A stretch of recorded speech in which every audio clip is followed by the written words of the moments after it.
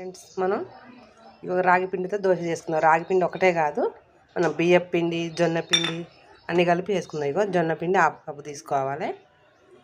ఇంకో బియ్యం పిండి ఒక కప్పు, రాగి పిండి బియ్యం పిండి సేమ్ తీసుకోవాలన్నమాట. ఇంకో పచ్చిమిర్చి, ఆనియన్స్, కరివేపాకు, కొత్తిమీర, పుదీనా వేసుకుందాం. ఇప్పుడు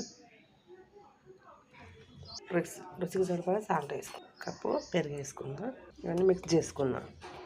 మన పిండి మొత్తం ఇలా కలుపుకున్న తర్వాత ఒక 10 నిమిషాలు పక్కన పెట్టి తర్వాత దోశ వేసుకుందాం. పెన వేడి ఎక్కిన తర్వాత మనం ఆయిల్ రాసుకుందాం. దోశ వేసుకుందాం. పలచగా పోసుకోవాలన్నమాట. సైడ్లు కానీ మనం ఆయిల్ వేసుకుందాం. ఒక పిండితో కలగాలి, 3 రకాల పిండిలతో చేస్తాం కాబట్టి ఇది టేస్ట్గా ఉంటుంది, చాలా బాగుంటుంది చిన్నపిల్లలకు. కానీ అయిందని మనం ఒకసారి ఇలా కుట్టేసుకుందాం. చట్నీతోనైనా తినొచ్చు, ఉత్తగానే తినొచ్చు. చిన్నపిల్లలు అయితే ఉత్తగానే తింటారు అనమాట. మనకి దోశ రెడీ అయిపోయింది అనమాట. నేను మామిడికాయ చట్నీతో తింటున్నాను.